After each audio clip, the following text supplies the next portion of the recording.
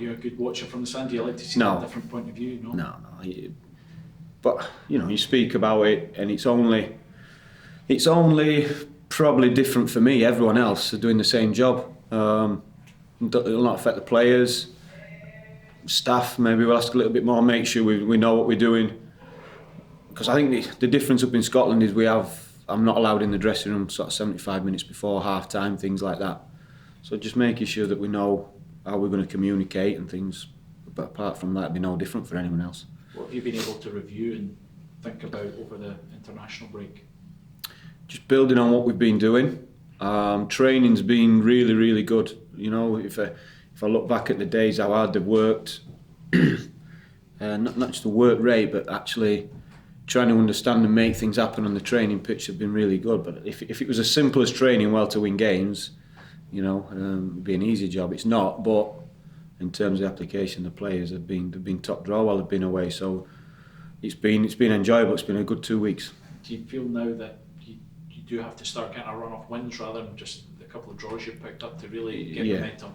Yeah, I think I spoke before the Kilmarnock game saying we're going to play 3 of the top 4 from last year, 3 of the teams who finished above us, and it's going to be a test. Let's see where we are. And listen, I've come away disappointed with the points return, but to put it in perspective and in context, also disappointed that we've not won the game. So you've got to take heart from that. The fact that we've not been second best, the fact that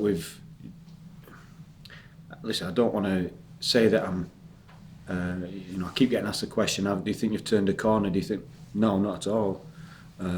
And I won't until we get in those wins that we're speaking about, because that's all that matters. So, whilst I want to take satisfaction from the way the boys have been playing, there's also a big frustration that we've not got the wins that I think we deserved. Christian Deutsch was singled out because of the misses he had against Aberdeen. How's his confidence? What have you said to him over the last couple of weeks to try and make sure that he's focused again and he doesn't let that affect him? He's just got to keep going. Listen, he's led the line great. Anyone who's been at the games has seen he's made his presence up there, his work rate. He's made a big difference to us. And yeah, strikers will be judged on the goals. All strikers want to score, but his chances will come. He's shown already that he can score goals for us. The frustrating thing was that it's happening in a game that we've not won. So it highlights things even more. But He's led the line great, and from that point of view, we're really happy with him. Of course, we want to score goals, but we never just put that down to the strikers either. It's everyone, whether it's the back 4 from set plays, as Ryan's goal was, or whether it's the midfielders, the wide players chipping in as well. We certainly need more from everyone. We'll not put the emphasis on 1 or 2 players to get us the goals. In terms of injuries, what's it looking ahead of Hamilton? We had a couple of knocks. I think he's been out there that Scotty Allen rolled his ankle. You could see it when we played Aberdeen. He made a foul and just rolled his ankle, but we'd made the sub, so we were making the last one for Melker, so he'd stay on. So he missed 10 days or so. And then the other boys, the long-term boys, are still progressing towards coming back, so there's been no real change there. Is Allen likely to feature on Saturday? Yeah. He's trained today, so we'll see how we come through it, and yeah, I'm expecting him to be fine. How's the break been? Has it been good for recovery? Has it been maybe just taking a break, resetting? Yeah, there's 2 ways to look at it. I remember I was actually coming back as frustrated as I was after the Aberdeen game, coming back on the bus. I remember actually saying I wish we had a game Wednesday. So there's that way of looking at it, the fact that, are you frustrated, you want to take it out on the next team in front of you, bring them on type thing, let's keep playing. But there's also the fact that, we've had a lot of senior players missing all season, and we are 2 weeks closer to getting them back, I suppose. So there's that side of it, and it is what it is. The fixtures, when the breaks are going to come. So you have to manage them properly and make sure that you're getting the most out of them. So for us, it was working out on the training ground and making sure the boys who are trying to recover are getting enough work into them as well. What are you expecting from Hamilton at the weekend? Tough game, always a tough place to go. I'd be lying if I said I knew exactly how Brian had set his team up, things like that. But so we've been doing a lot of work and emphasis on ourselves and what we want to do. So we're expecting a tough game, and it's always traditionally a tough place to go with the surroundings, the pitch. and we know they're a hungry side, you know, that they've fought and done ever so well to keep competing in this league, you know, with the resources they've got. So they're really, really good at what they do, and we're expecting a tough game.